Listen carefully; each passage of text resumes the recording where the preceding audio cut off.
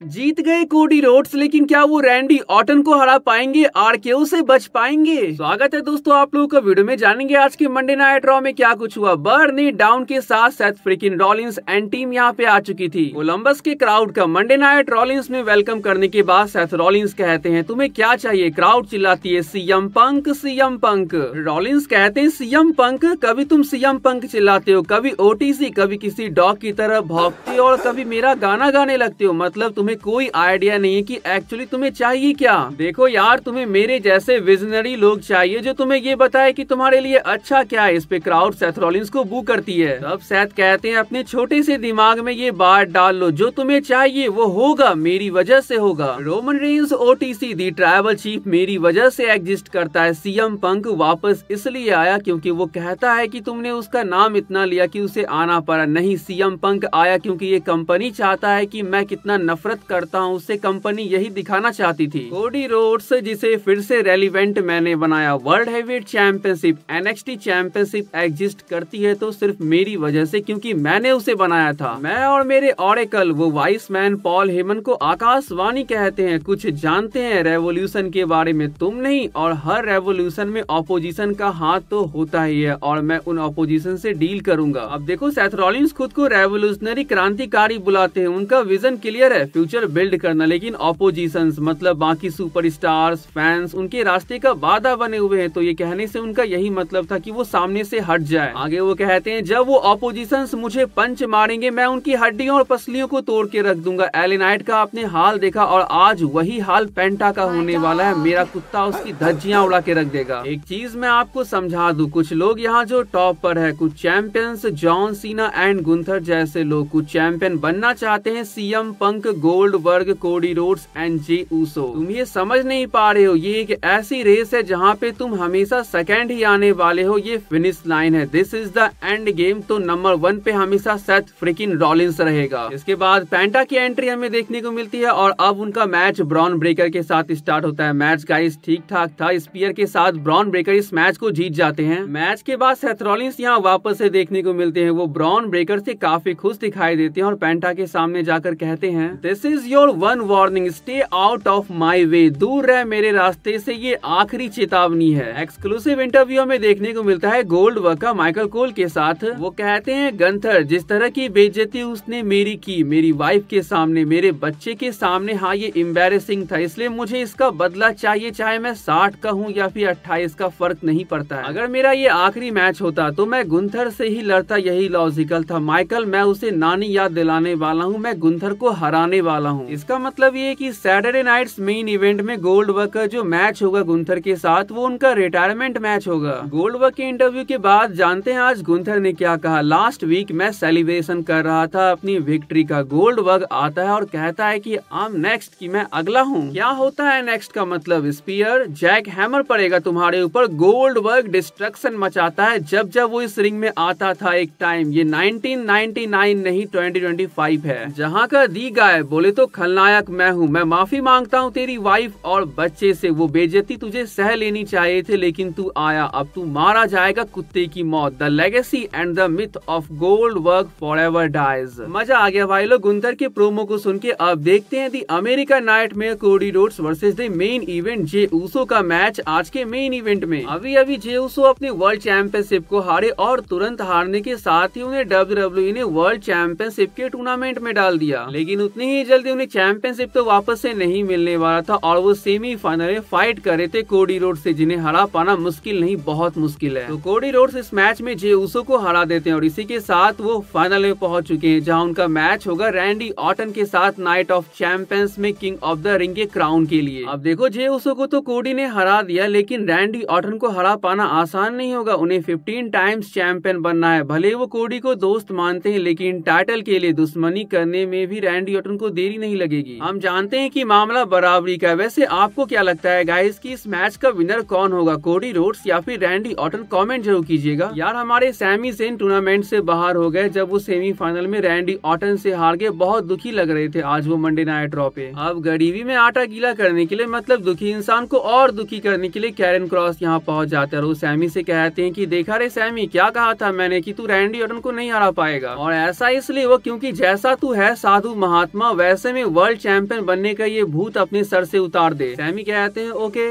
ठीक है, ले साले मजा आया, बात करने का टाइम खत्म हुआ बेटे, मैच के लिए तैयार हो जाओ। दुखी मत होना कैरन क्रॉस के फैंस, देखो कैरन क्रॉस हंस रहे, ये उनका प्लान था। फाइनली उन्हें नाइट ऑफ चैंपियंस में मैच मिलने वाला है सैमी ज़ेन के against. Queen of the ring के सेकंड सेमीफाइनल मैच में हमें जेड कारगिल वर्सेस रॉक्सन पेरेस का मैच देखने को मिलता है, जहां जेड कारगिल इस मैच को जीत जाती है। मैच के बाद आस्का हमें देखने को मिलती है, वो फेस टू फेस जाती है जेड कारगिल का। इनका मैच हमें देखने को मिलेगा नाइट ऑफ चैंपियंस में क्वीन ऑफ द रिंग की क्राउन के लिए। Backstage women's world heavyweight champion Iyo Sky के आस्का के सामने आने के बाद यहाँ हमें क्या देखने को मिलता है कि इयो स्काई चाहती है कि Asuka Queen of the Ring बने, इसके बाद वो समर स्लैम में उन्हें फेस करे वुमेन्स वर्ल्ड हेवीवेट चैंपियनशिप के लिए। आज यहाँ तो कमाल हो गया, रकील रॉड्रिगेज के रिंग में आने के बाद वो रिया रिप्ली को रिंग में बुलाती है। रिया रिप्ली के आने के बाद वो रकील को तोड़ के रख देती है। इसके बाद जब रकील मारने पे आती है तो वो रिंग के अंदर से टेबल निकाल लेती है और रिया रिप्ली उन्हें ही टेबल पे तोड़ने के लिए जा रही होती है कि यहाँ पे रॉक्सन पेरेस उन्हें डिस्टर्ब करती है और डिस्टर्बेंस का फायदा उठाती है रकील रॉड्रिगेज, वो रिया रिप्ली को उठा के टेबल के ऊपर तोड़ देती है। और इसके बाद जो हुआ वो ये था, रकील रॉड्रिगेज को यकीन हो चुका है रॉक्स के ऊपर। बेली वर्सेस बैकी लिंच का मैच हमें देखने को मिलता है। बेली बहुत अच्छा कर रही होती है मैच में, क्या जरूरत थी लारा वेल्किरिया को बीच में आने की, वो बीच मैच में बैकी पे अटैक कर देती है और इसी के साथ ये मैच खत्म हो जाता है। मैच के बाद बेली को बहुत गुस्सा आता है लारा के ऊपर। कुछ भी हो, इस सब में भला और मजा तो बैकी लिंच को आ गया क्योंकि उनकी चैंपियनशिप यहाँ पे रिटेन हो गई। देख रूसेव, अब बात करने का टाइम खत्म हुआ, अब बैंगर आफ्टर बैंगर मतलब कि फाइट करने का टाइम है। ऐसा कहते हुए सेमस ने रूसेव के साथ अपने फ्यूचर मैच का ऐलान कर दिया है। लेकिन नुकसान तो यहाँ हो गया एजे स्टाइल्स को, उनका मैच होने वाला था नाइट ऑफ चैंपियंस में डोमिनिक मिस्टीरियो के साथ इंटरकॉन्टिनेंटल चैंपियनशिप के, लेकिन अब ये मैच नहीं होगा। और इसलिए नहीं होगा क्योंकि एडम कहते हैं कि डोमिनिक इंजर्ड हो गए हैं। कैसे भाई, इंजर्ड तो लिव मॉर्गन हुई थी, लेकिन वो इस बात को भी क्लियर करते हैं कि जैसे डोमिनिक ठीक होगा पहला अपॉर्चुनिटी तुम्हें ही मिलेगा एजे। तो आज के इस वीडियो को यहीं पेंड करते हैं, कोई सवाल है तो कमेंट कर दीजिएगा। वीडियो आप लोगों को अच्छी लगी तो चैनल को जो सब्सक्राइब कर लीजिएगा। मिलते हैं नेक्स्ट वीडियो में, तब तक के लिए bye and take care guys.